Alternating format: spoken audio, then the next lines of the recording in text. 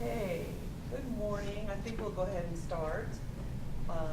There are some more people expected, but parking and traffic and then parking again. So, welcome. A little bit about us. I am Angela Beard. I'm the director of the Sanford Institute of Philanthropy at CityU. And Sanford is we're a institute that was funded, if you will, by our national affiliate, a very generous and enlightened, I think you would all agree, gentleman decided that the nonprofit sector needed some support and funded philanthropy institutes all around the country. There are several affiliates to offer fundraising training to the sector for free or very low cost.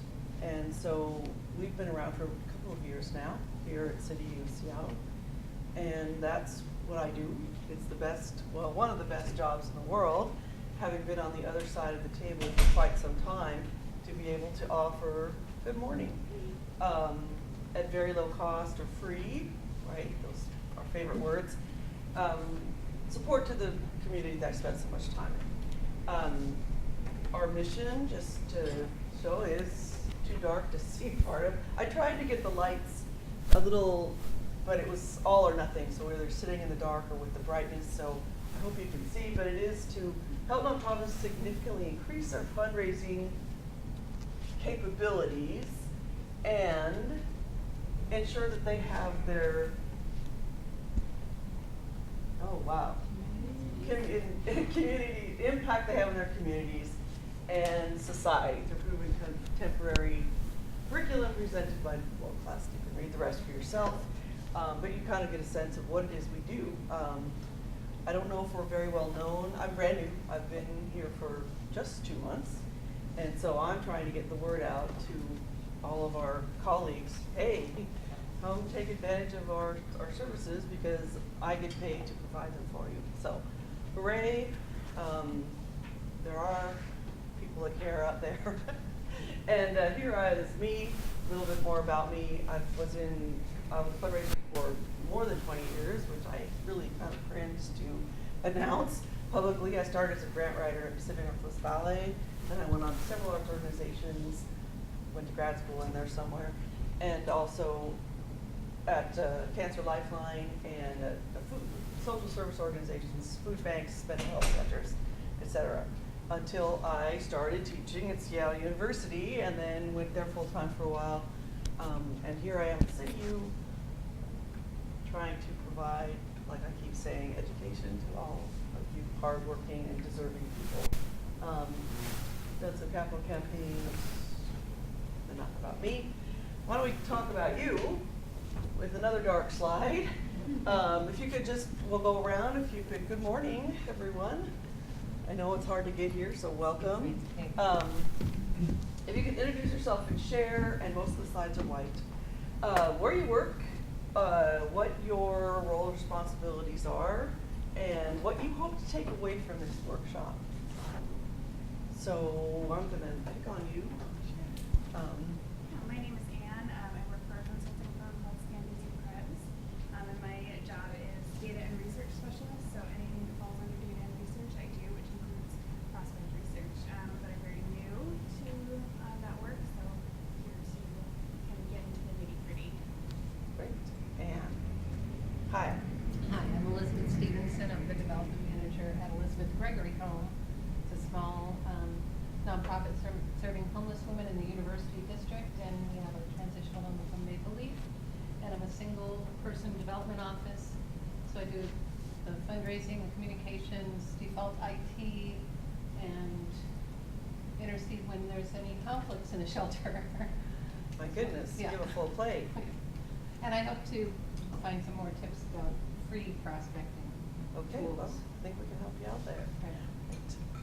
Well, we come over here to my colleague here Yeah, at I'm Molly CityU. Carlisle. I teach here at CityU and University of Washington. I teach social entrepreneurship and conservation of biodiversity, dying sciences that should be living instead. But I'm really here for this workshop because I work with the international development team of the African Wildlife Foundation, and increasingly write a lot of grants and getting a lot of money from this local area, and they're like, well, you're our international development officer, and, you know, I'm academic, so I wanna learn how to do it a little bit less academic. Great. Hello. Hi, I'm Janice Taguchi. I'm Executive Director of Community for Youth, and I just hope to gain more here to learn. So, Welcome. Great. I'm Judy Yu with Seattle University. I work in the athletics department, and I'm responsible for annual giving grants.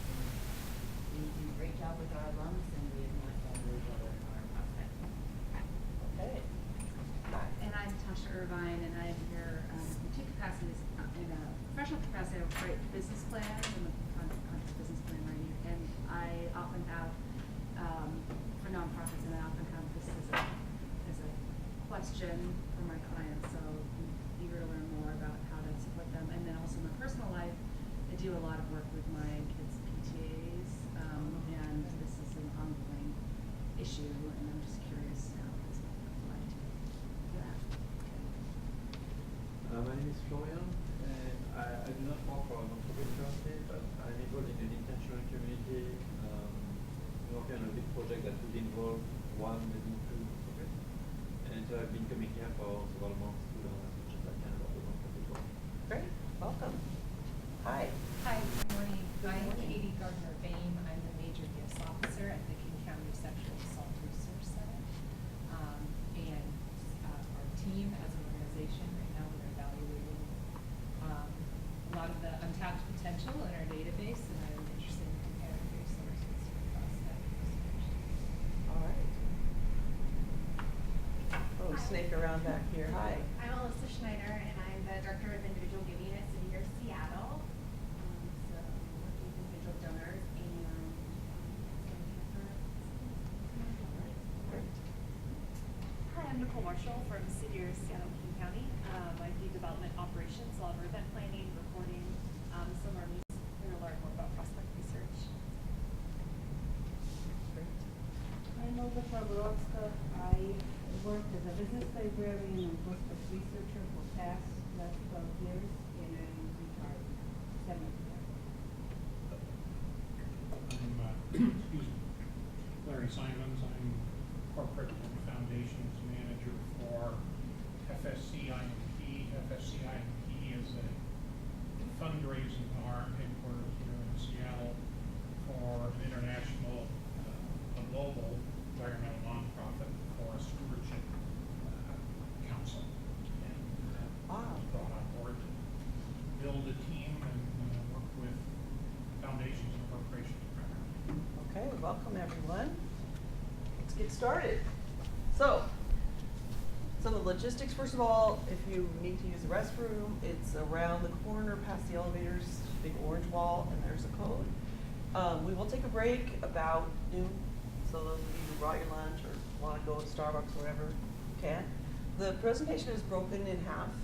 Major donors at the first half, grants the second half, so if you only want half, that's kind of the deal, but of course it's all fascinating, so do stay if you can till 1. Here's what I want you to walk away with. I want you to be able to understand the importance of prospect research, and more importantly, I think we all in this room understand it, right? But maybe some others in your organization need to be convinced that that is an efficient and an effective way to spend your time. So some tools for you there. Know where to locate the characteristics of a prospective donor, both individual and institutional.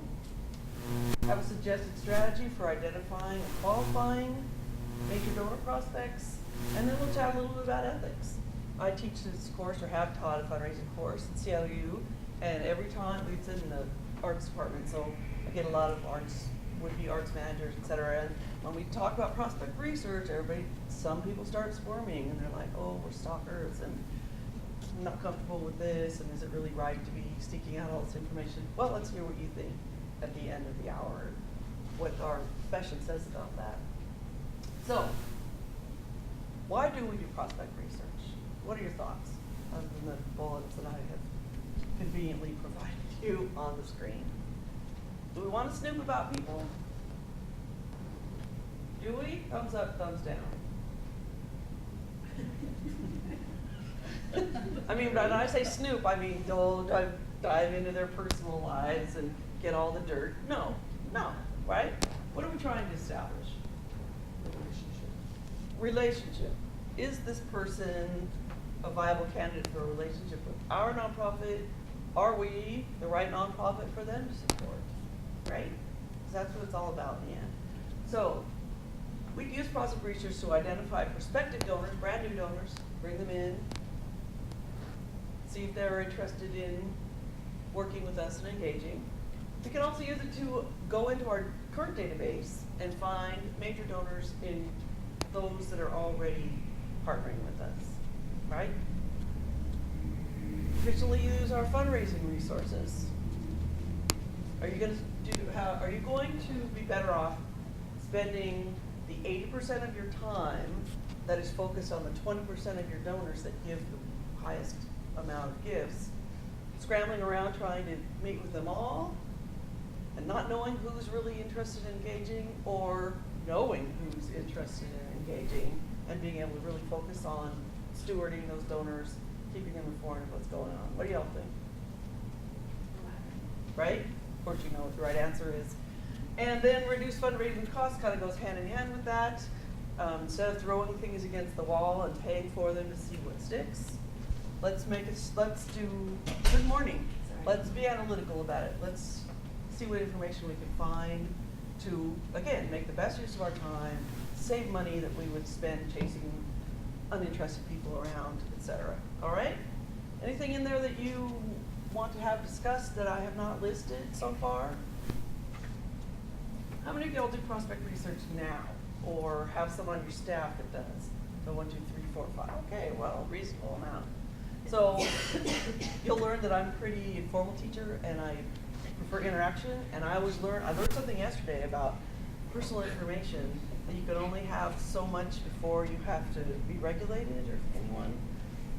I Wikipedia'd it and I didn't quite understand, but I'm going to look further, because it's like, okay, how big can our database be before we have to secure it in a different way by law? I don't know. I'll let you guys know.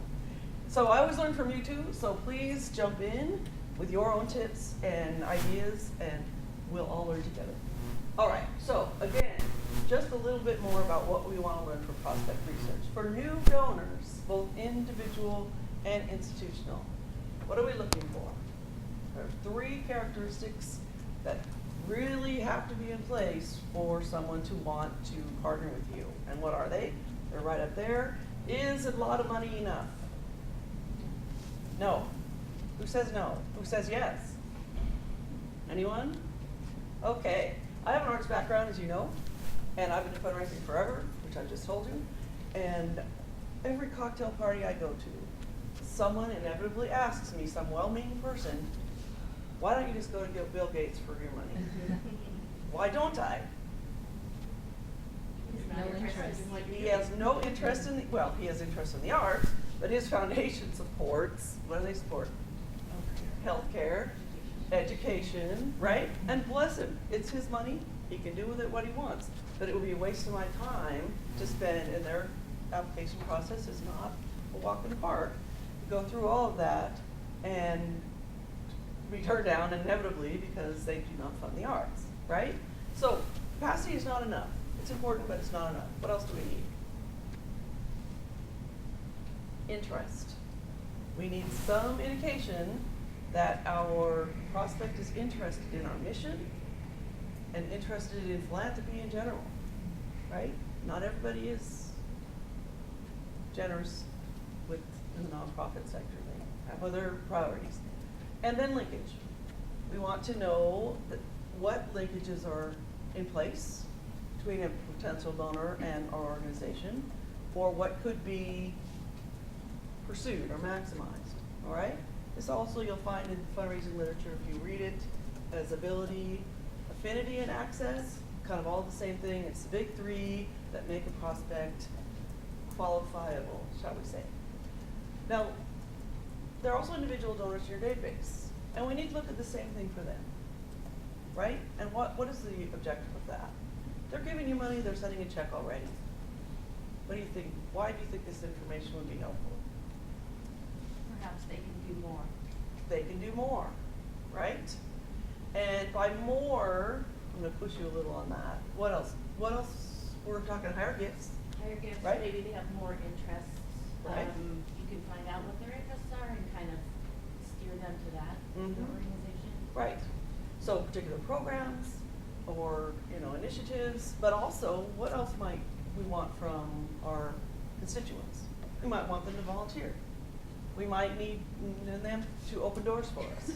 We might eventually want them on a board or on a committee, right? So let's get to know them a little bit better. And the point of that is trying to find those donors who want to connect in some way, who want to deepen the relationship between themselves and your organization. It's kind of a different mindset for me when I was preparing this. I was like, no, we want to see who has money, so they'll give us more, right? The more I read it, the more sense it makes to me. We want people to connect. Doesn't mean that the folks who are writing us checks that do not wish to connect are going to go away, or they're not worth getting to know, or whatever. They're just not interested maybe in doing more than writing a check for your good work every year. You guys all have those donors, right? We love them, we thank them, but that's as far as it's going to go, and that's okay. Let's find the folks who want to further engage with us. Who's seen the fundraising cycle? Yay, so many hands. That's what I want to see. So where does prospect research fall on the fundraising cycle? Identification, yes, and to some extent cultivation as you get to know the person if they respond to your outreach to connect, right? So let's start. What are we looking for individual prospects? We're starting with individuals, so we're talking folks that we think could be or are currently donors that we want to make major donors.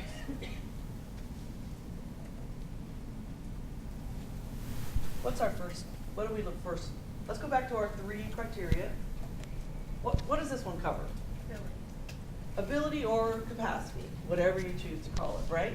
So we're talking about wealth indicators. Oh, and one other thing I should interrupt to let you know is that I will be sending out these slides after our presentation. I've got another one Thursday, so hopefully I'll get to it before then, but if not, you will have them by the end of the week.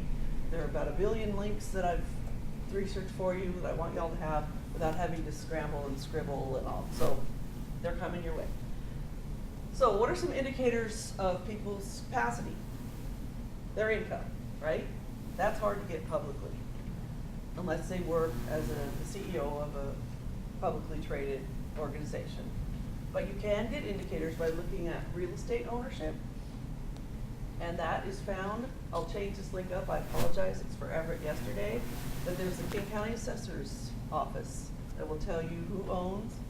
If you have an address, you can look up the parcel and find out what it's valued at, who owns it, sales, all kinds of wonderful history.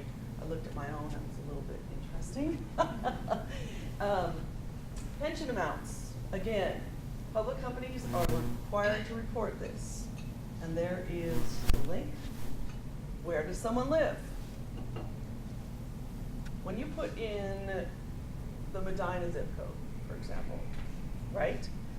All the demographics of the neighborhood are there, and that includes average age, racial composition, income, all that stuff. It's very nice. It's a beautiful box the census provides us.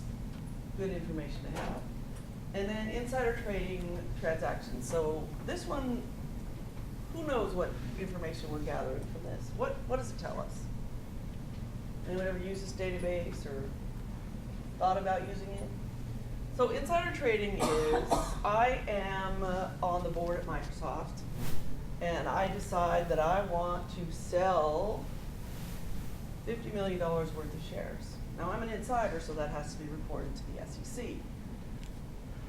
It is when I make my sale, and then you as a fundraiser who are tracking me closely because I already get to your organization and you're awesome at prospect research, find out that Angela Beard just had $50 million come into her bank account. Maybe this is a good time to consider strategizing and ask. for, it's information. It's good information, right? Everybody with me so far? Okay, good. What else are we gonna look for besides indicators of wealth? We've got capacity down. What's number 2? Interest in mission and philanthropy in general. Are these people who give at all, right? So, NOSA.com is a fabulous resource. I've known about it in my grant writing capacity. Anyone use it or tried it out? Okay, have you? Tell us what that's like. Is it helpful to you? It's helpful because it deals with individuals and it deals also with companies and foundations. Yeah. But, you know, this is the only resource that's fine, but having additional resources is also helpful because there is inevitable gaps in coverage. Yeah, I'm So sure you're right. it's one of several resources that can be used. It is a good resource. It's owned by Blackbaud. Everybody probably knows Blackbaud, right? And I think they must have squirrels in a warehouse somewhere just poring over annual reports and programs and all because they list by individual the number, the amounts, and dates of gift to nonprofits, plus the names and types of organizations supported. Now, it's a paid subscription-based service, but do we all live in King County, or No. you do No, or do Kitsap not? County. Kitsap. Okay, I don't think you can get it over there without a subscription. I discovered that you can, the Redmond Library, which has a fabulous center for philanthropy, has it available for free. Yay! And I would say it's well worth a trip to Redmond with your King County Library card in hand and you can access it online for free. Because I tried and all I need to do was put in my library card number. Now I don't have one yet, but you can do this, and I believe in the privacy of your home. And it will list, again, if you have a prospect, you can just zap their name in, and it will tell you to whom they give and how much and how recently. And the Redmond Library this fall is doing a film discussion series every Tuesday night. And it's on topics that a lot of people mention here, from homelessness to sexual abuse and various things. And the center is there then, and they have people that you can talk to if you're a member of an organization. So it's a film series until the end of Oh, November. great. That's good to know.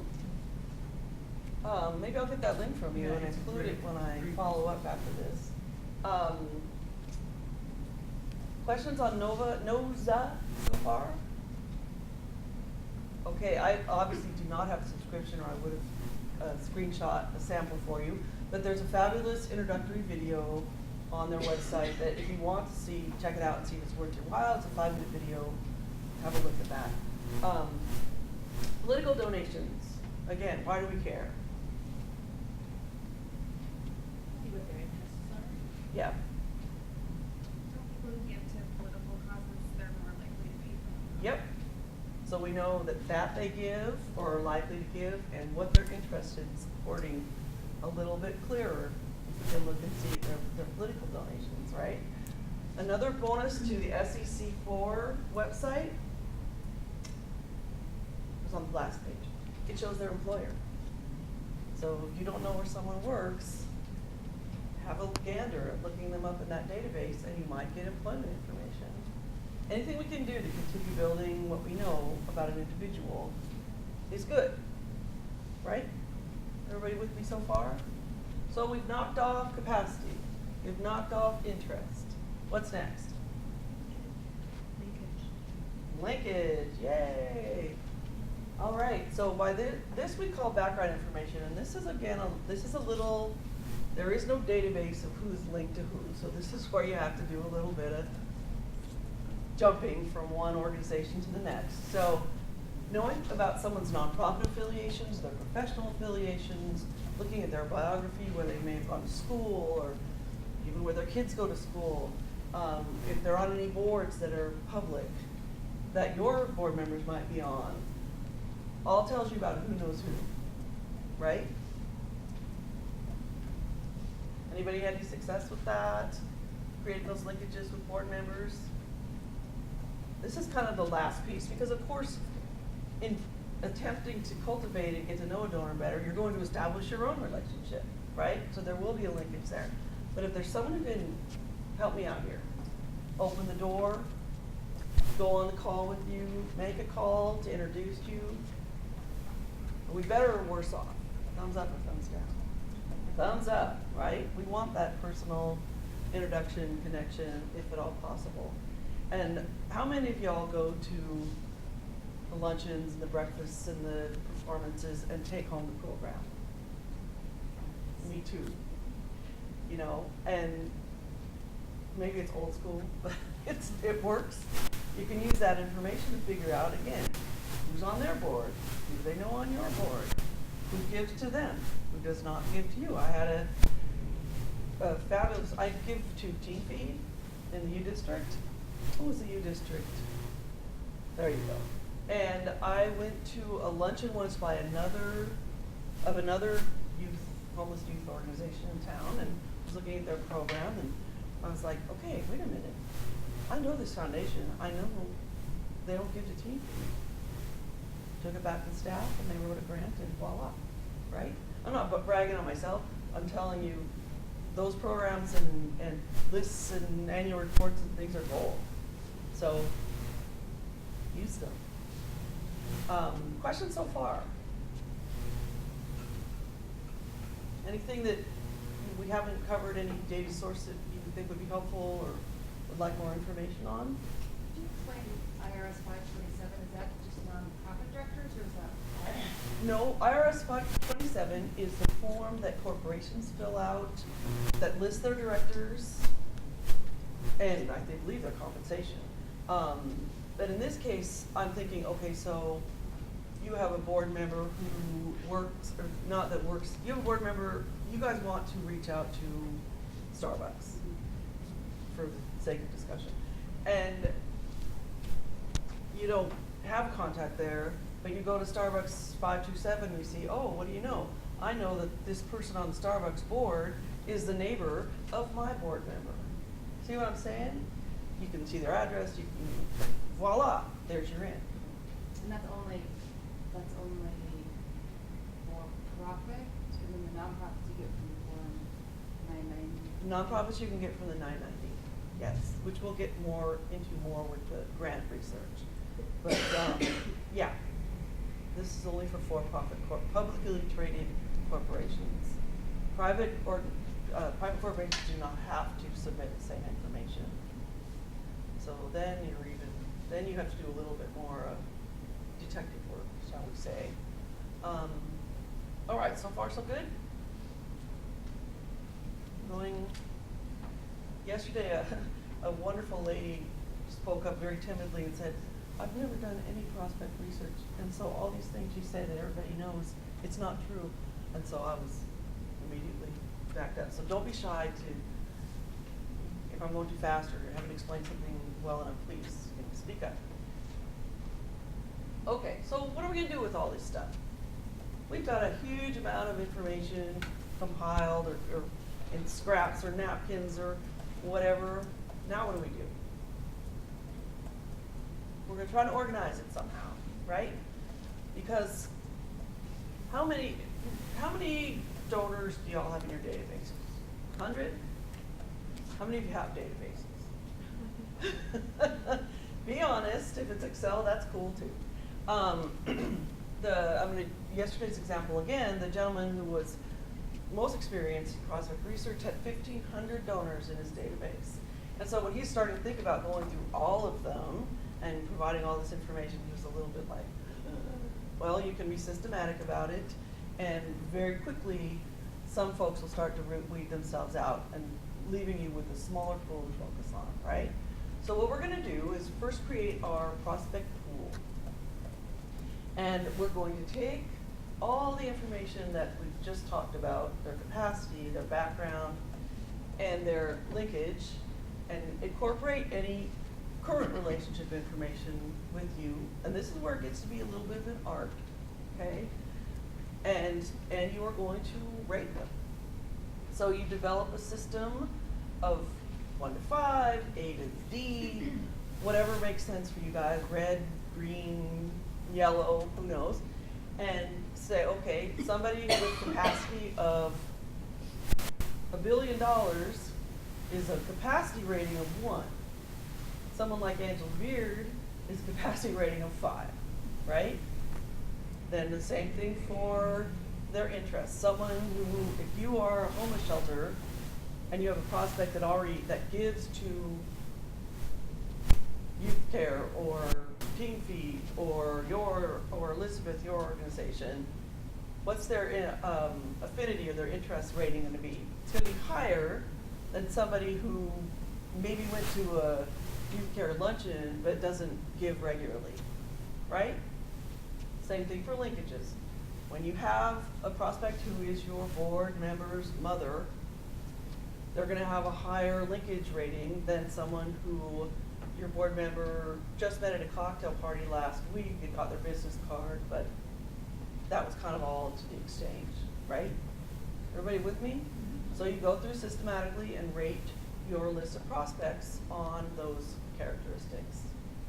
And I have a worksheet that, again, will be part of the information I sent you. Okay, so this grid, here's the blank one. So as you can see, everybody see? Okay. Here, this won't all be complete when you start. You'll get up to about assigning them here to lead staff and volunteer. We have the prospect's name, their affinity or their interest rating, their capacity rating is here, the stage that they're at. This is moves management, in case that's a foreign concept to anybody. This is what's called moves management, where a prospect is in your donor pipeline. Okay? So stage is something you'll also have to develop ratings for. 5 might be just meeting, 1 might be we're about to make an ask. Okay? The gifts capacity rating, the gift sought, what you think you can ask for, and this will vary, of course, at the stage you're in, and then who they're assigned to, their particular interest, and the actions that are happening: email, call, visit, etc. Okay, there's the blank one. It has instructions here, just in case I'm going to, whatever, too fast. And here's a fake example. Okay, y'all see it? So we've got Mr. Davis, pretty interested because this has a scale of 1 to 3. He's pretty close to an ask. He has capacity for $100,000 gift. They're asking for 75. He's assigned to these people.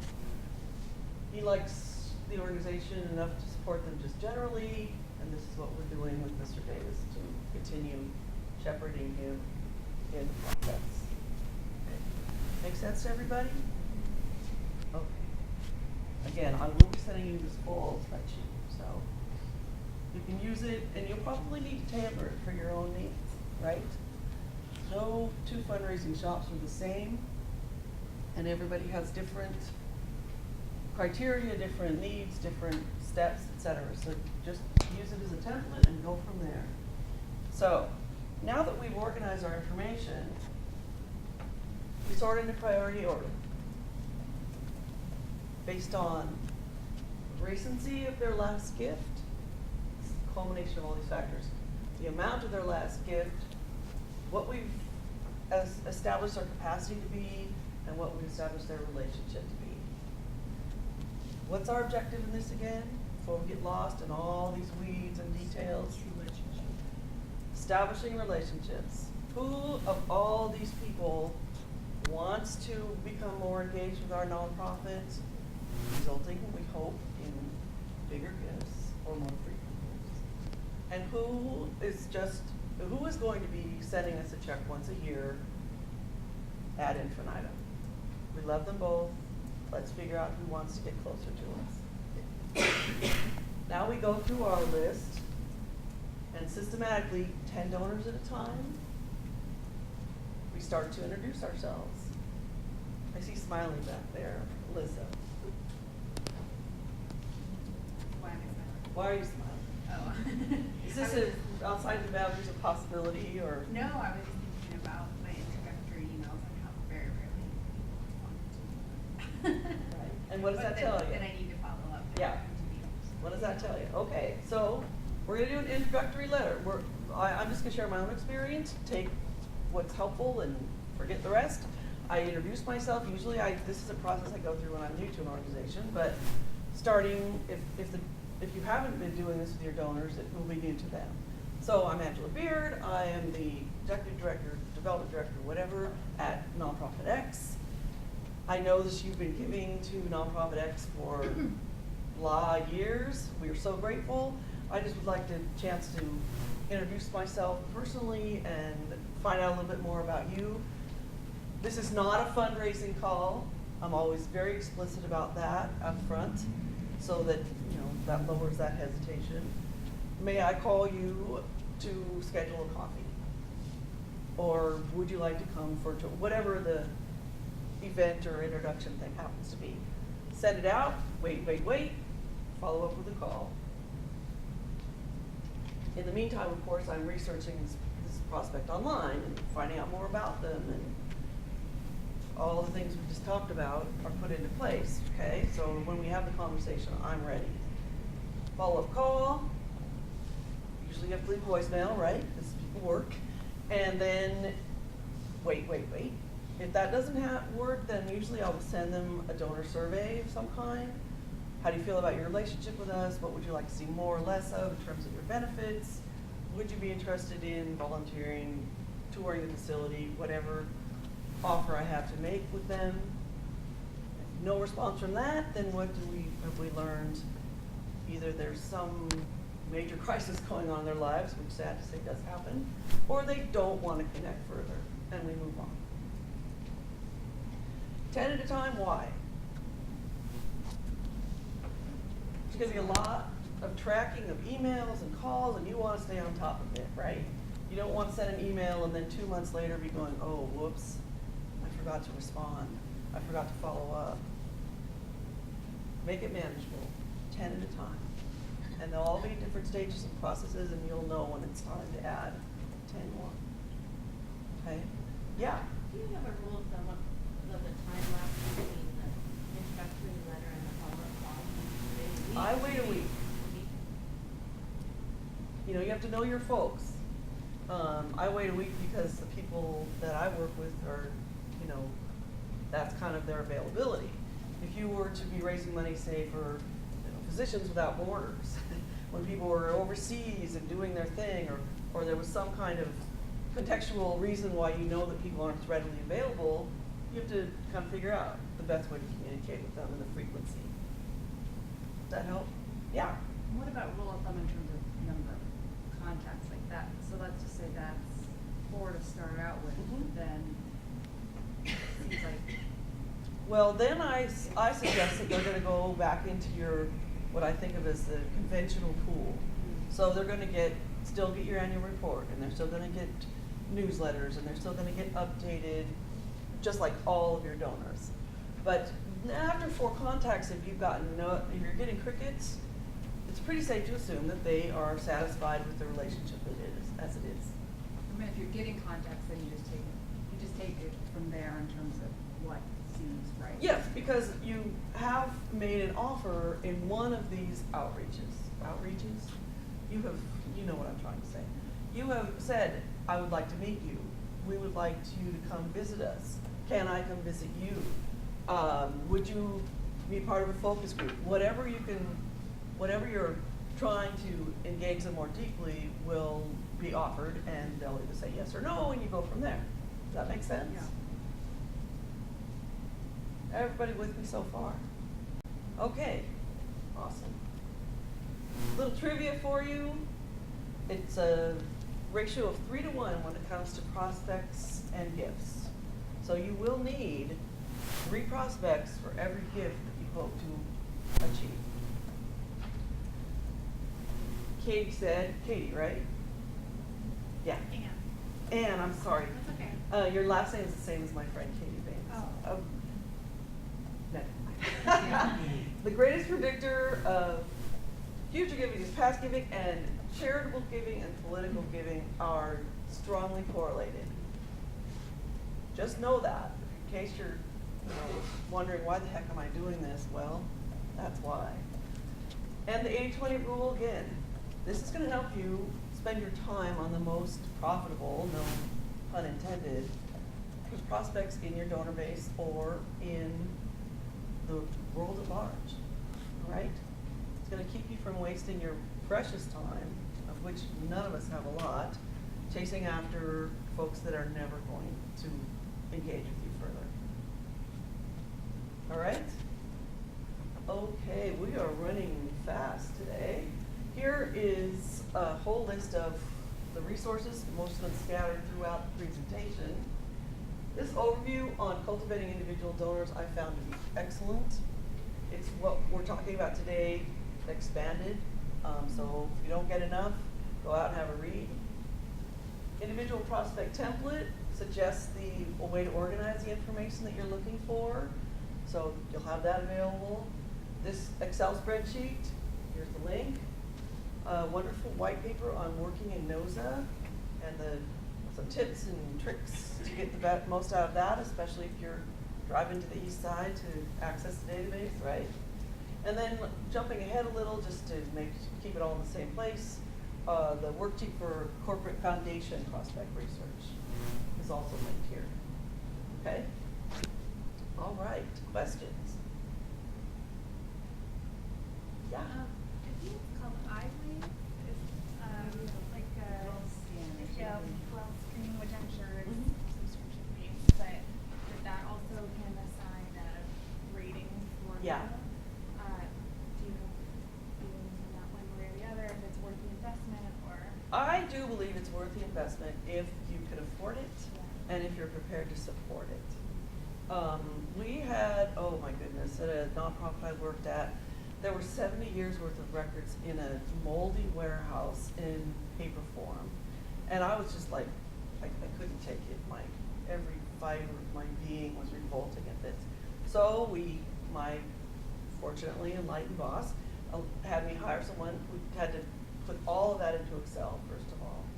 And then we shipped it off to a wealth management, or not a wealth management, a donor database management company that cleaned it and did the ratings. And the goal was for us to start an alumni program. This was an education institution, and all these folks were alumni, and we had no information on them in our database. And it paid off, I think. It was about $15,000 for several thousand records. I think 30,000, 32,000, around there. We were able to stop embarrassingly mailing to people who were deceased.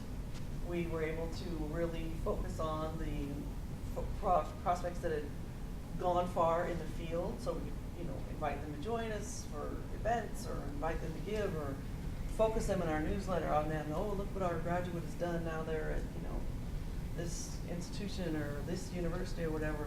And it cleaned up our database too.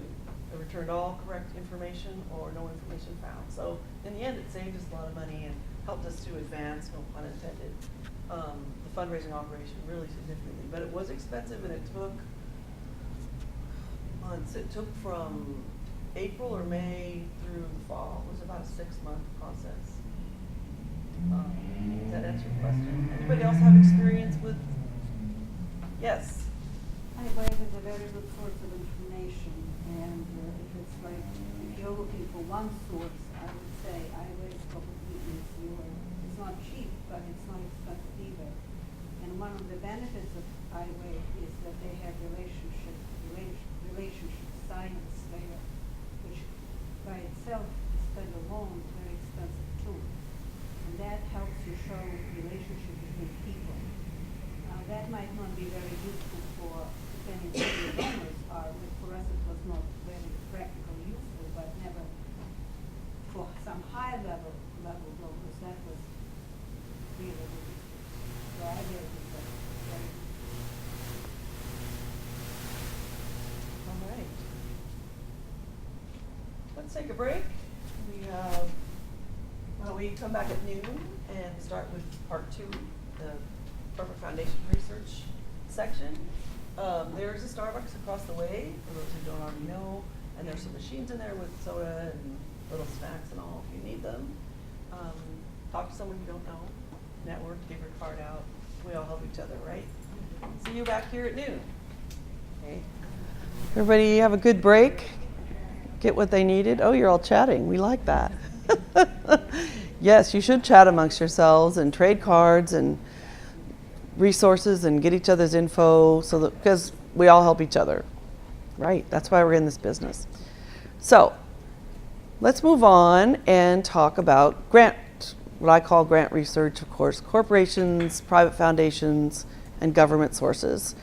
First bit of information is that the talk refers to foundations, but the information I'm going to provide to you also is suitable for corporation and government work, especially the Foundation Directory online, which we're going to look at in a little bit of depth because that's the primo source for prospect research when it comes to grants, okay?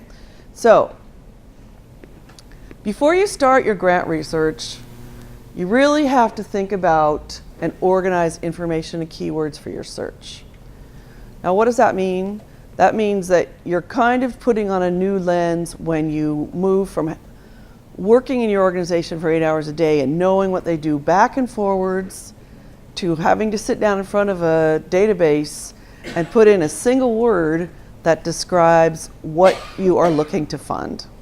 All right? So try a bunch of different hats on. Let's take an example, or we will take an example later, but the criteria that you need to provide when you do these searches are who, what, where, and how you are seeking funding, but who your programs or organization serves, where, how, and what you do. Okay? So far, so good? The best sources of prospect information, like I said, are listed here. Foundation Center, who knows about them? A couple folks? 2 or 3? Okay. If you do not know about the Foundation Center, I would highly encourage you to spend some time surfing, even if it's at night while you're watching your shows or whatever, because they are located in New York City, but have affiliates all over the country, again. And they are the leading researcher, information resource provider on foundation corporate giving in the country. They're awesome. They're a nonprofit themselves, and they provide not only this database, but training resources and worksheets and education opportunities, and they're really great. So the Foundation Center is who publishes this, and we'll get to the directory in just a minute. You can subscribe to it. It is expensive, but they are a little bit enlightened, so the Foundation Center has chosen to make their directory free all over the country as well through public libraries. Seattle Public Library has a terminal dedicated to it. You can go down there for free, sit down with your keywords and your search criteria when you're all ready with them, and search for free. There are also branches all around the region, including Bremerton, where's our Kitsap friend, Tacoma, Marysville, Paulsbo, Redmond. There may be more since I did this slide because they seem to be popping up everywhere. And you can go there for free, whereas the subscription is, like I say up there, $70 a month if you want to have it in your office. There's a Foundation Center website, big surprise. They're also a source of information on 990s. Now, why do we care about that? Remember, there's a lot of ways to slice and dice prospect research for grants. You want to see what the foundation, other things they funded. Also, you could see what the board members are. Correct. Yes.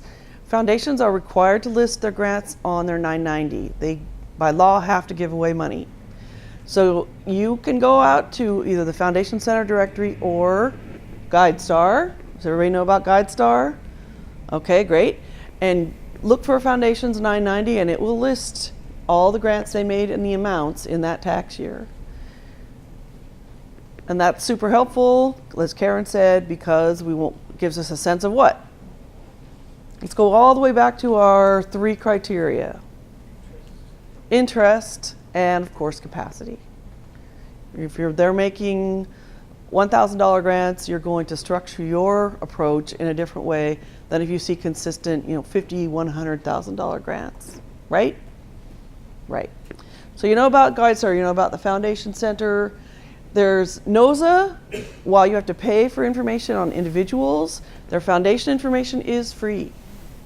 So don't dismiss them. If you can't afford them, go check it out for your grant research and get even more information than you had before. Everybody with me so far? Okay, great. Okay, so a little bit more about criteria. There are 4 things that you want to have established. Who's the population served? What are you doing for them? How are you asking the foundation to partner with you? And where are the services to be performed? Okay? There is a taxonomy that the Foundation Center provides that you can download. Of course, the link is here, but I'm going to show it to you. There are 800 keywords in this system, and it might behoove you, rather than going down the rabbit hole of the internet, to think about some keywords ahead of time and check them out in the worksheet to make sure that they are, in fact, keywords. Okay? So let me show you that.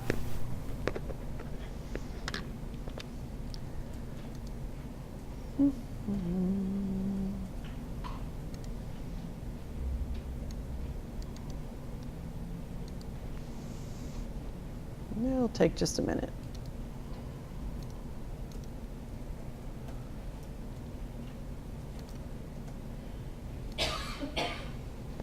So here you go. There are several different levels, right? And let me just explain a little bit how it works. We'll do this because it's the top one. But under arts and culture is subject level 1. So let's say you work for King County Arts Council, or they're called For Culture, of course. And you want to find out what foundations out there fund public arts councils. If you put in arts and culture, you will get every grant made to an arts and culture organization in the United States and even abroad, right? Maybe that's helpful. If you put in art services, it'll winnow down a little bit. But if you know that arts councils is a keyword, you will only get the arts council grants when you enter your search. Does that make sense? And in this Excel spreadsheet, and this is a little bit unwieldy, but what can I say? If you know how to use the find function, you can look for, let's see, let's look under ballet. I used to work for a ballet company. All right, so ballet is under dance. So it is a subject level 4. It's all the way down in 4, right? So the one, which we've lost because it's way at the top, was arts and culture, performing arts, dance, ballet. I've just saved myself a lot of time, right? So that's why I recommend you try this spreadsheet. The link is in your little presentation. Some people like the rabbit hole, and some people like me.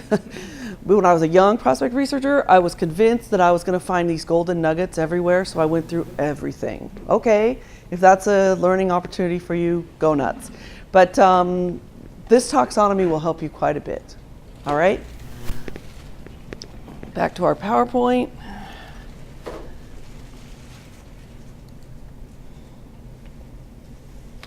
So we've got our keywords, or we have our keywords in mind. Let's check it out. So homelessness is one of my big causes. I'm very violently against people living in the street, so I use a lot of homeless examples. if I were looking for funding for a Seattle-based homeless shelter that wanted to start a vocational counseling program, what are some of the keywords that I might use? Shout them out. Don't be shy. I will try to find a pen. There's one. Let's think about the criteria. What have we got? We've got who, where, what, and how. Okay? So, who is this grant going to serve? What are some keywords? Homeless. And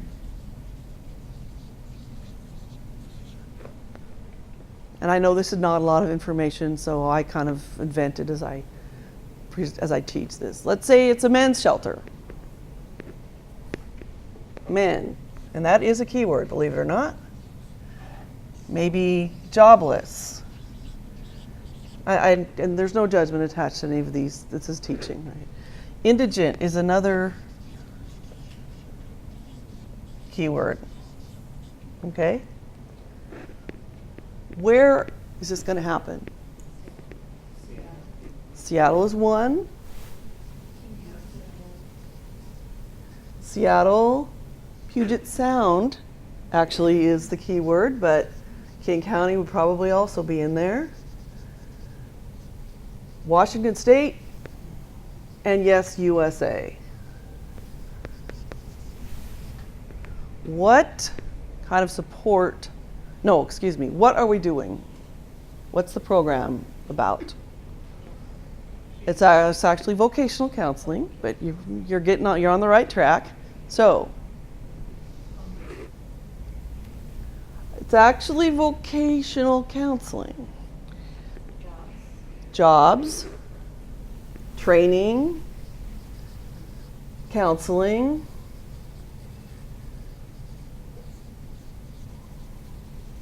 employment. So you're kind of getting the point, right? How do we want to support our program? This is a new program, right?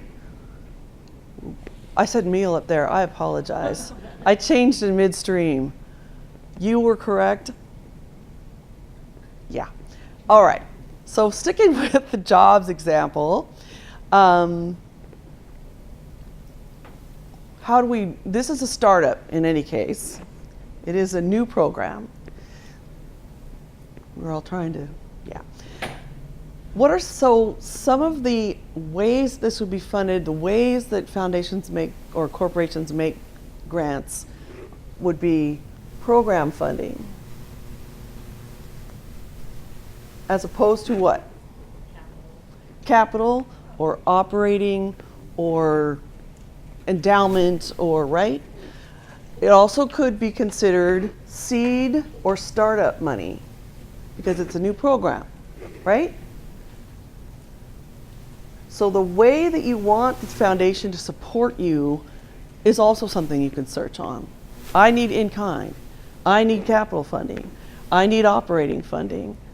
Blah, de, blah, de, blah. And those are all keywords and categories that you can slice and dice this information on in the directory. All right? So we've got our keywords. And we put them in. And we come up with a list of foundations that do that work according to the criteria you enter. So we're back to homelessness now for real. And I put homeless services, Washington State focus. And this is a small screenshot of what I got. Okay? Now, some things to note about this. I put in homeless services. I could have put in homeless shelters, and I did. I could have put in homelessness by itself, and all three lists were different. So you've got to know your keywords, folks.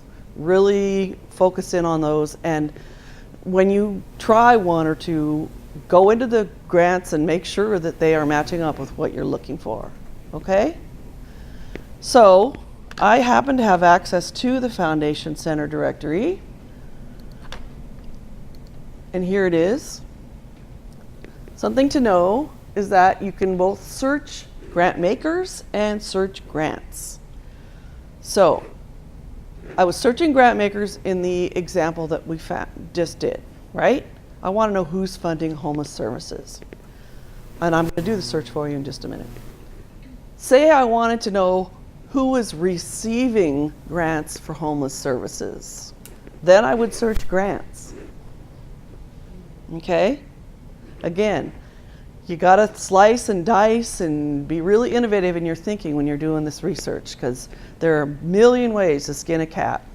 All right? So let's try the search, and then I can show you what you come up with. Okay, so we have field of interest is homeless services. Geographic focus, Washington State. Note this is not the location of the funder. This is where the services are provided.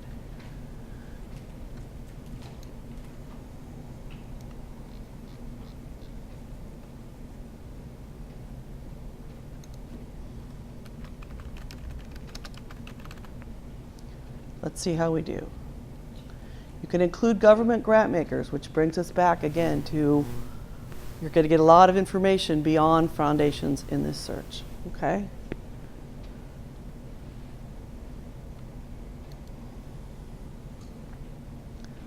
Hooray! All right. So there's something funky about the way I put the criteria in, because I've only got 4 instead of the zillions that I had before.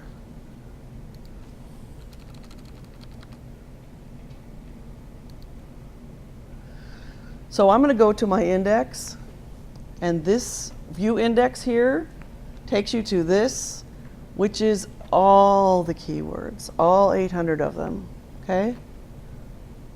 Go to H, homeless services.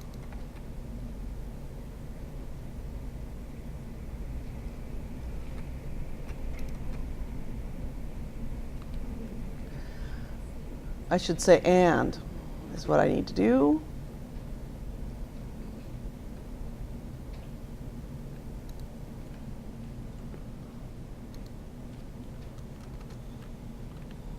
And get rid of the state. Somebody said that, yay.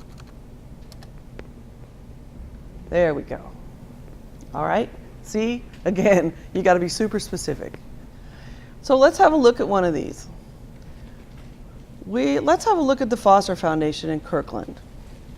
All we do is we go to them. First of all, you can just hover and you'll get a little snapshot of what they do, who they are, where they are, that kind of thing. Can you all see this? Is it big enough? Okay. When I click on Foster, I'm going to get their entire profile, okay?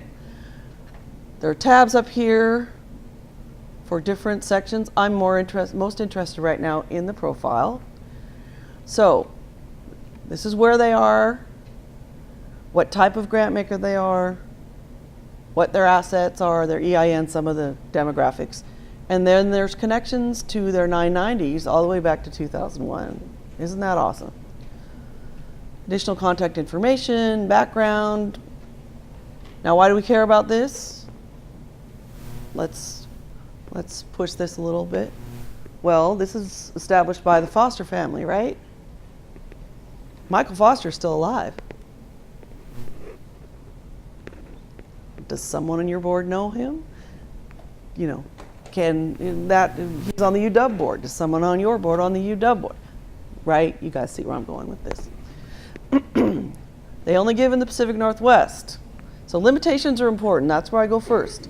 Because if you're in Idaho or whatever, and forget it, you're wasting your time.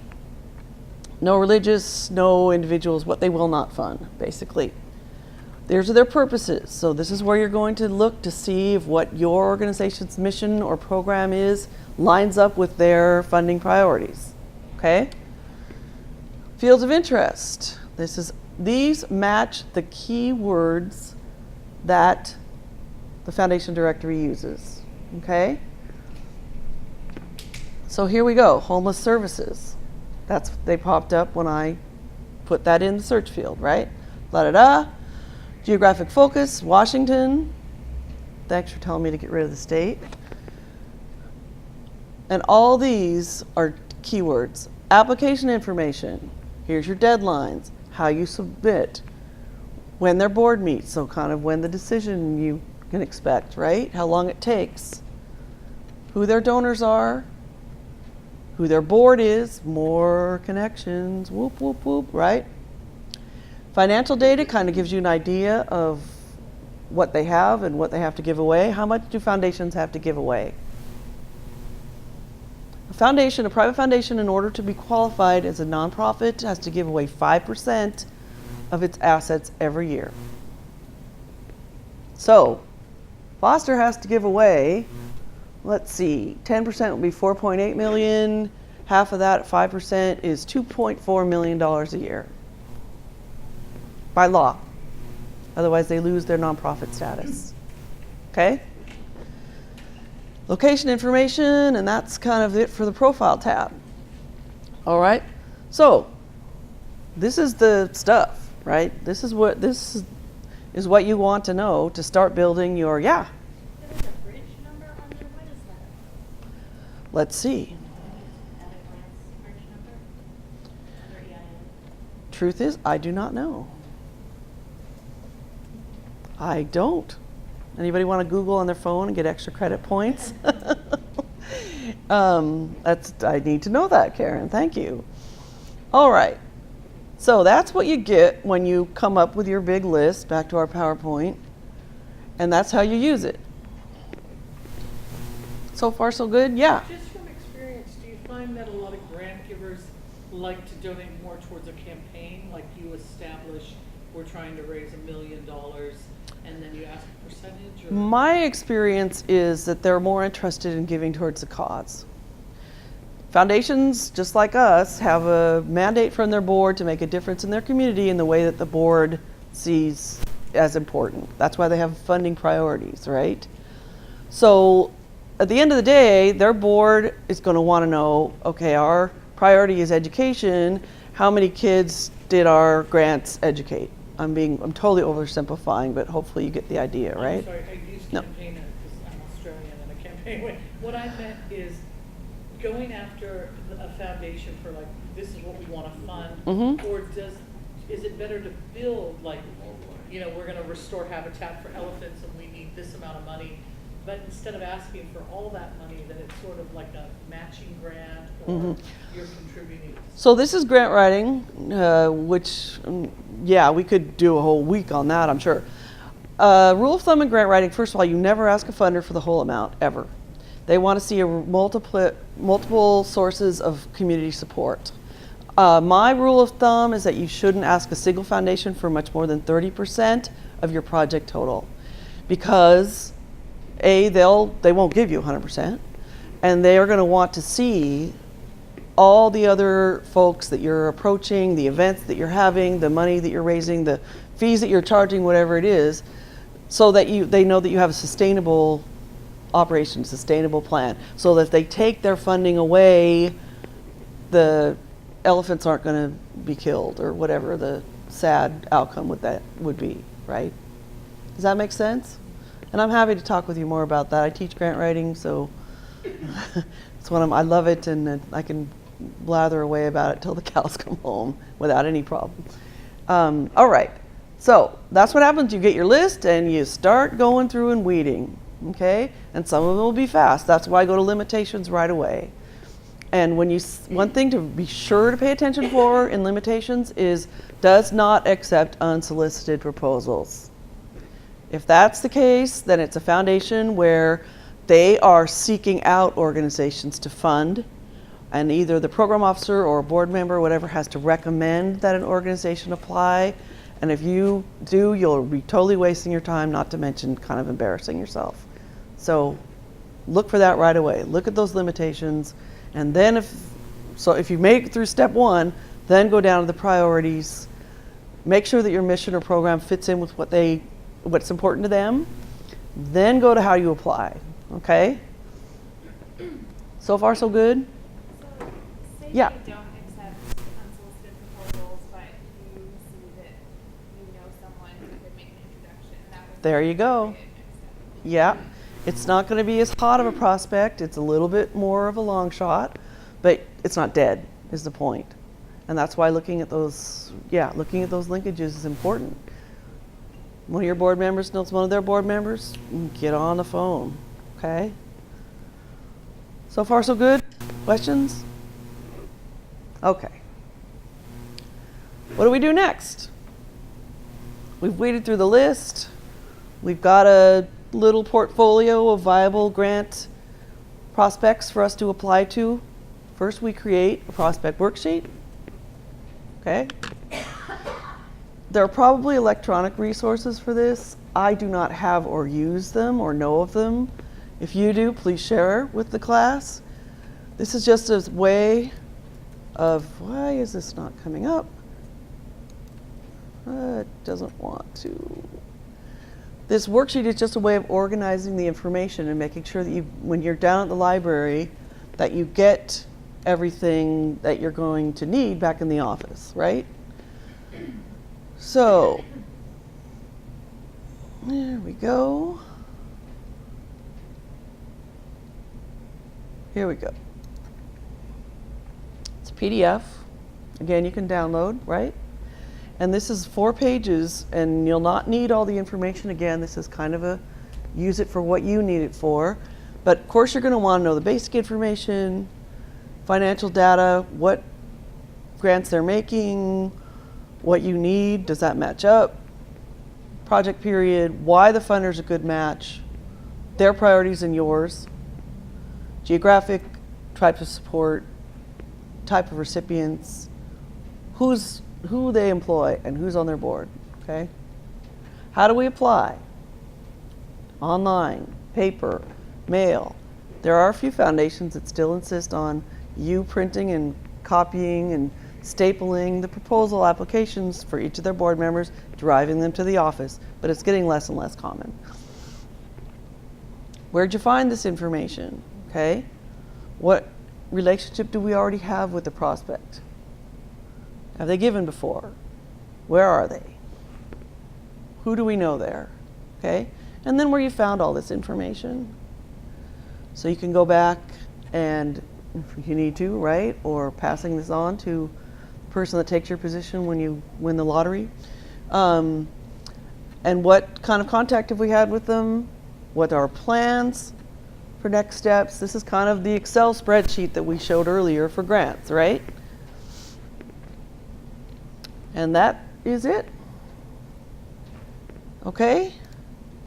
Calendar deadlines. Who in here has grants calendar? Who in here is going to create a grants calendar after today? Not only for your applications, but what else might we want on there? Reports, both interim and final reports. Why? Please don't fall into the trap of thinking that because you got the money, you get to slack off.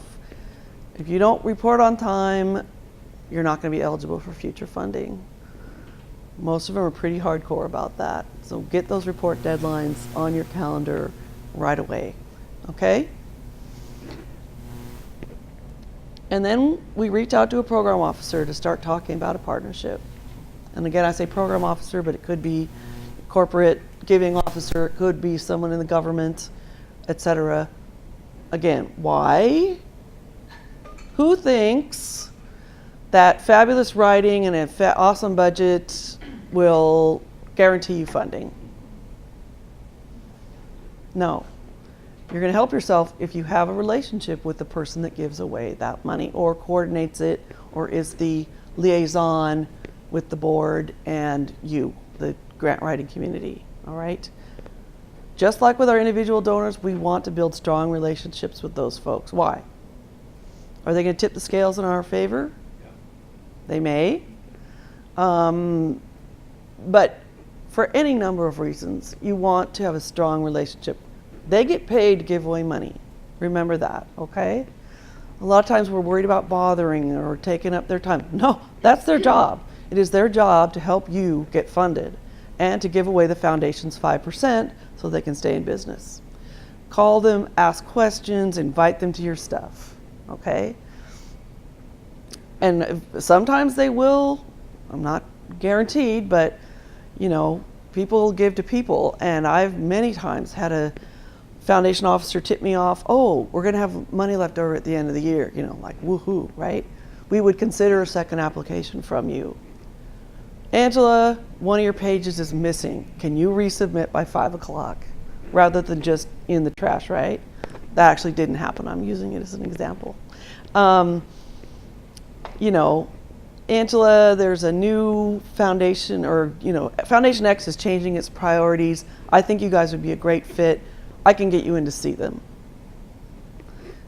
You want those people on your side, so don't be shy about it.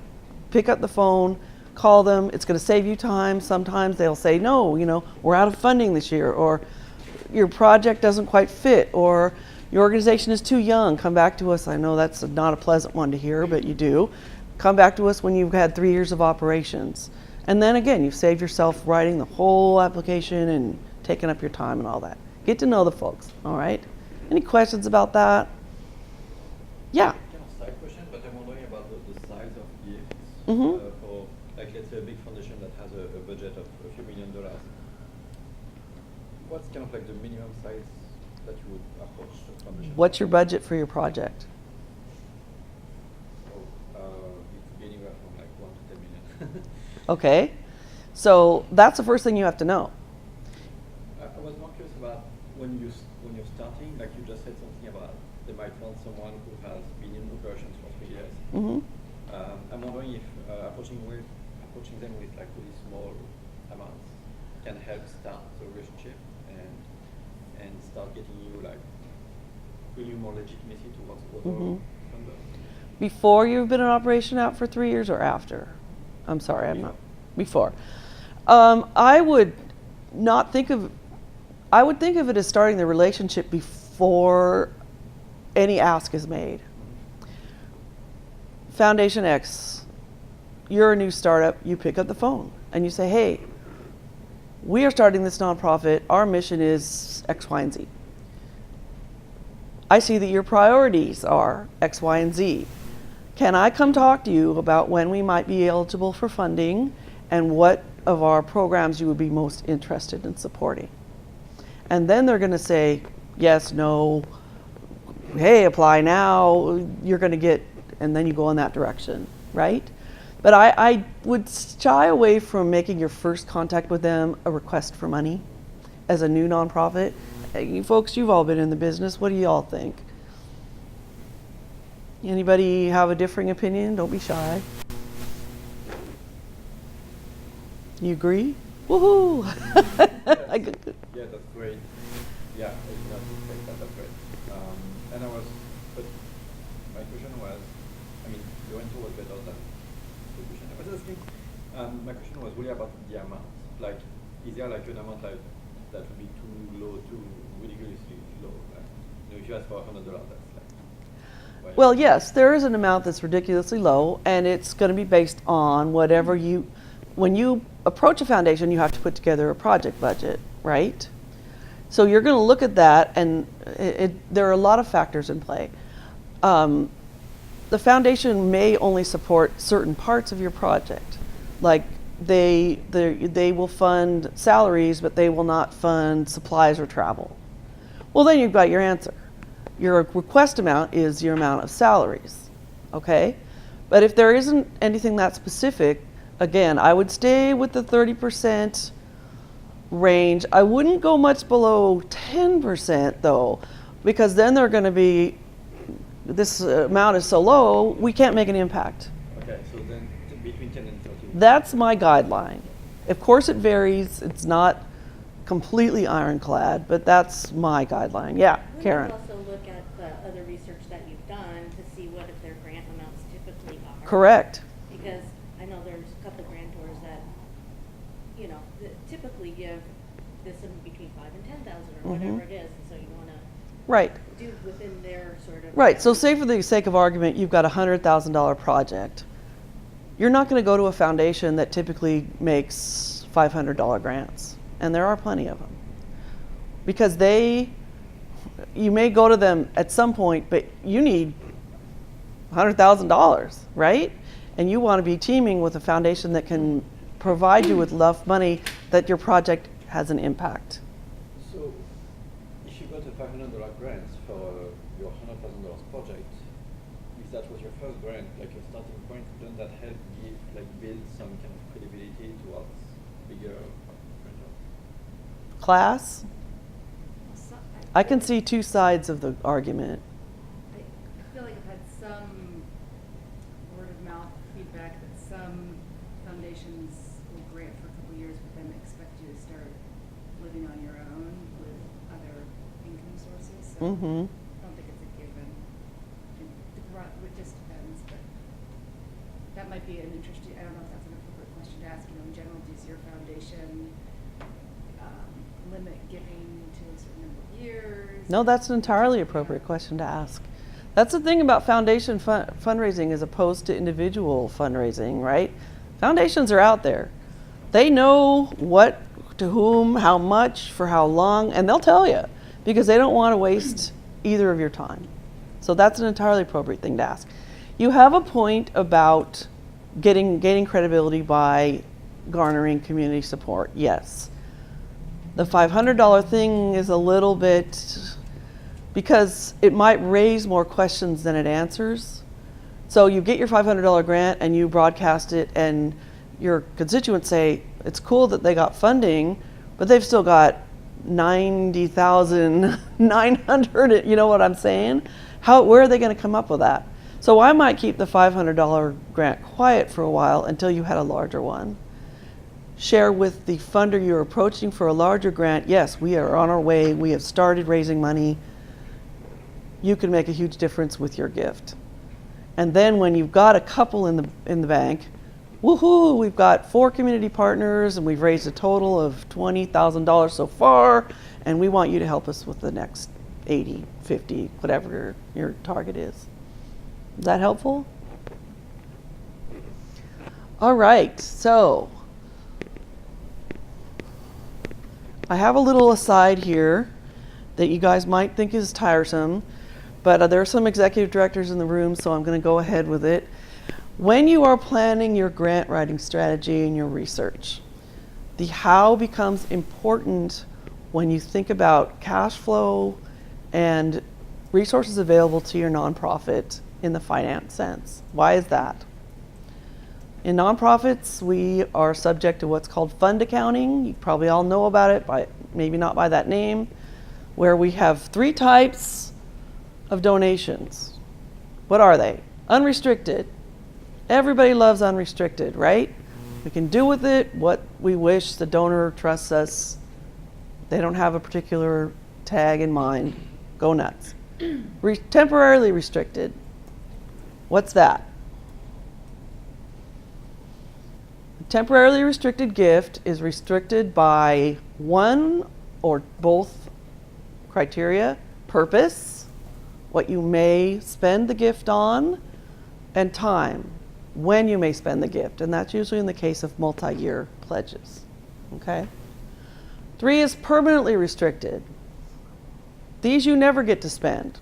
They're usually for an endowment, and that you get to take the earnings off of the fund and use it for your operations or whatever the donor wants you to, essentially, but you don't get to spend the principal. Everybody with me? You put it in the bank, essentially. So if you have an endowment fund, you add it to your fund. Endowments are invested, so the investment earnings you get to spend, but the gift you do not. It makes sense? All right. So when you're planning your grant strategy, and believe me, this is, I will share with you from hard experience on my part, you're going to budget for a goal, right? For example, a board approves a $120,000 grant goal for a fiscal year. And you're like, yay, we have 4 programs that are very attractive to donors. I'm sure I can get out there and write good grants that will raise that money. All right, so you do. You go nuts. You work your list. You do your prospecting. You write a bunch of grants, and you make your goal. You raise $120,000. Here's the problem. You raise $10,000 in unrestricted. You raise $50,000 for those 4 programs and temporarily restricted, and you raise $60,000. This is again a theatrical example. $60,000 in permanently restricted funds because that's what the foundation wanted to give you, right? You've made your goal. How much money does your agency have to actually spend? Right? And of that, only the 10 can be spent when and for what you please. This is a partnership with your development director, your executive director, your finance people, but beware when you're plotting your research, and if you see that your program grants, remember that those can't be spent as the organization may need the cash to pay its bills. Just something I want you all to be aware of. Again, through my hard experience. Yeah. So, any questions before we have a little chat about ethics so far? All right. Well, let's talk about ethics. And we are a tightly knit group, so I think we can avoid breaking into threes. But what are some things that come to mind when you think about what you have to consider to stay ethical when you're doing prospect research? Transparency. Shout them out. Confidentiality. Yes. Which is related to but distinct from privacy. Privacy, okay? Why do we care about this stuff? Right. Trust is sometimes all we have to sell, right?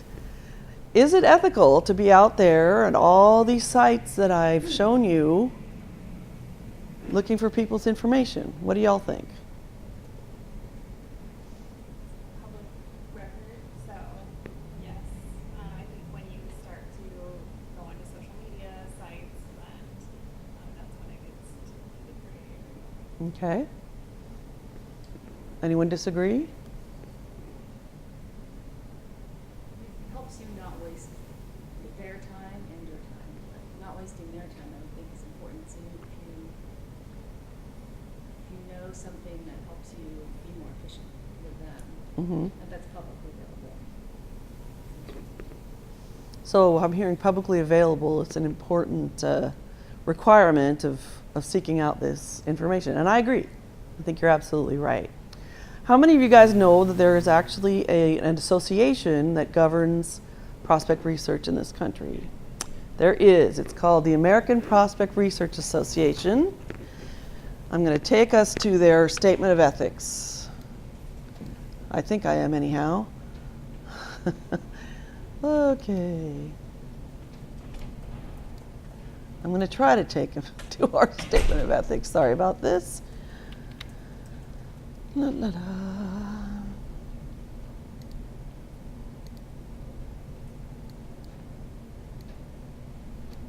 So these guys are great. I actually have gone to several of their conferences, and they really have a lot of of resources available to all of us that governing prospect research. So here's a statement of ethics. I won't read the whole thing, but basically they cover for the kind of work we just talked about. They have a code that talks about using data with integrity, being accountable for your actions with regards to privacy and discretion. Practice, we want our work to be accurate, and conflicts of interest need to be disclosed at the first opportunity, right?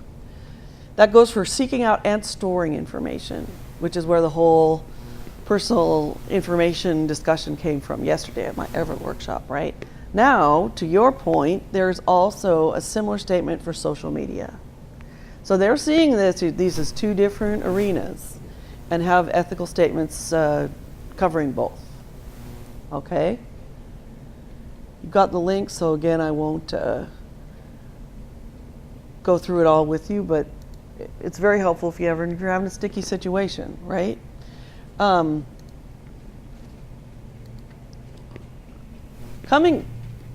Tying ethics to why we're doing this all to begin with,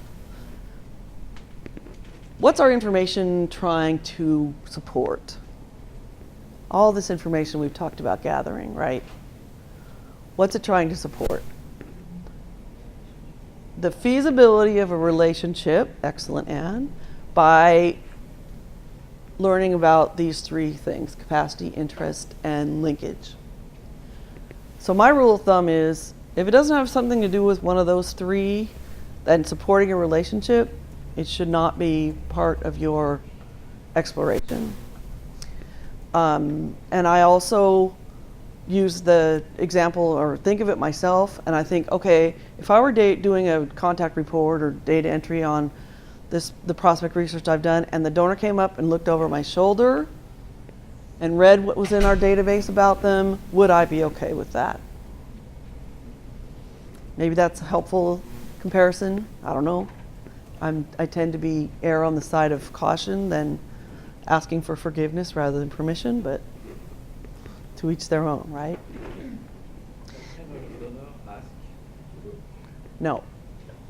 Well, I'm sorry. Let me expand on that. A donor can ask anything they like. They do not have a right to see what's in your donor database. If you refuse them, though, you're going to have some splaining to do.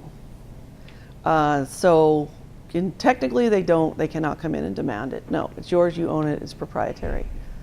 But, yeah, I would want to be able to offer a donor, in any case, you want to see your record? Here you go. Sure. You want to know when you gave? No problem. The event you came to? Great. How we've, learned about you was all public. Yeah. Anybody ever had that? I've had donors ask for their information, and I stalled. I will confess it. But in the end, I gave it to them. It's like you should be able to trust me. I want you to be able to trust me. So, kind of putting a positive spin on it, I've heard that sharing a donor's information with them if they ask, it's a celebration of their relationship with your organization, which I think is a really nice way to look at it. Mm-hmm. And then I've also heard like the Seattle Times rule: if you wouldn't publish it in the paper, don't put it in there. Yeah.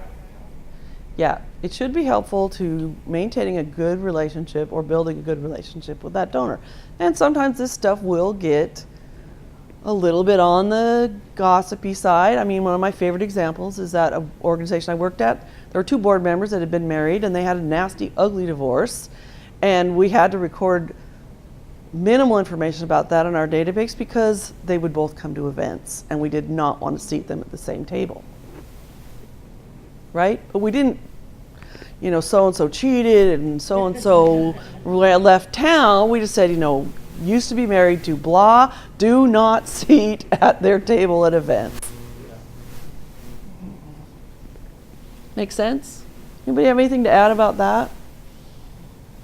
This is one of the big questions my students ask me when I teach this course. So, Well, I have something to ask Yeah. other people, is that I work for an organization and we were trying to get a wealth engine database so that we could do prospect research, and the board was really upset about it and really said, and it's all public information that they used to collect, but they said that's creepy, we were not doing that. everybody know what Wealth Engine is? Wealth Engine is an organization, I think they're in East Coast, Yes. that you can either purchase data from, say you want all the addresses in the Medina zip code, or you can send, that's where we sent our information when I had it cleaned. They'll clean it for you and return it to you with ratings and all that kind of thing. So I guess the question is, does anyone else have a board of directors that don't understand the need for doing, they just consolidate all the research so you don't have to look at everybody's annual report. That's Right. the same organization, and they have wealth ratings and so forth. Right. I guess another way to say it is, how would you present that to the board so they understood the reason for?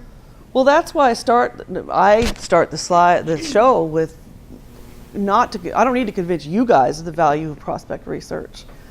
I'm trying to give you tools to convince your board or your boss or whatever that it's going to help you raise more money, eat more efficiently, that it is all public and ethical, show them the guidelines by which you're going to operate. If they still can't convince them, well, I don't know. That's when it gets a little political, because it's kind of like, all right, you aren't going to help me with this. Why don't you raise it then? You're responsible for the resources for this organization. I'm trying to do my best in completely ethical, well, yeah. But I've hijacked conversation. What else? What have you guys? I worked for Nature Conservancy for many years, and before a project could be approved by the board to seek that funding, our job was to already put the ethics up front. So for example, if we were gonna take money from Weyerhaeuser, our job was to put that into a spreadsheet about other projects Weyerhaeuser funded if we were doing rainforest restoration. And so the impetus was on the board to approve that funding we were seeking based on who we were searching for as our donors. So we had to present that so that they had to bear the ethical consideration of, we'll take money from this group because even though they will reforest tropical rainforests, they're destroyers or they offset out there. So I guess in environmental science, the ethics had to be approved with the target revenue. So that was up front rather than at the end. Anybody else? All right, keep your slides in case you're the one debating with your board one day. And I think that brings us to the end of our lesson, our presentation. Let's see, questions?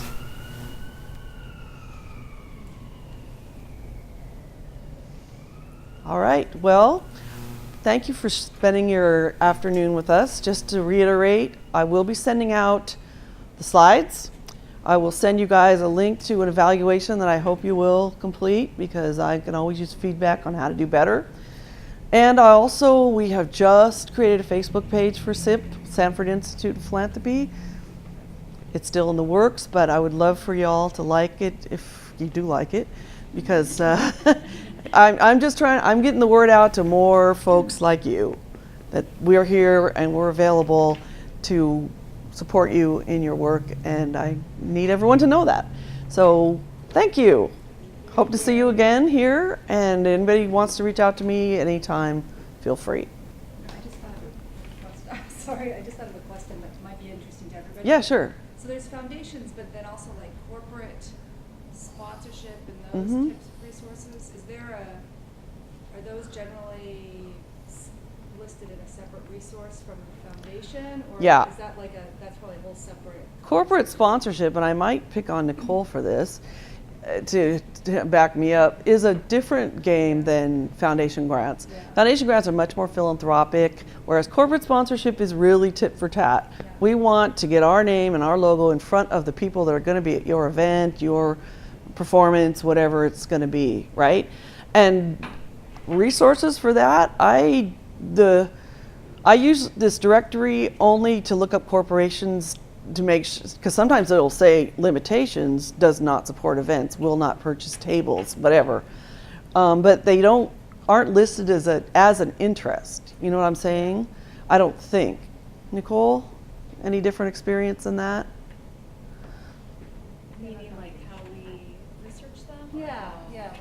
And then we'll. I mean, a lot of our corporate sponsorships have been just through relationships. Yeah. So we haven't really just cold called or. Right. I mean, that's again where I steal a lot of programs. If I see that an organization has sponsored a nonprofit, I'll record that they did, and maybe you might like to sponsor our luncheon. Yeah, but there's not like a directory. There really isn't that I know of. Anyone? We've got. NOSA might have partial information about sponsorship, and I think they might even list it as a sponsorship. NOSA does?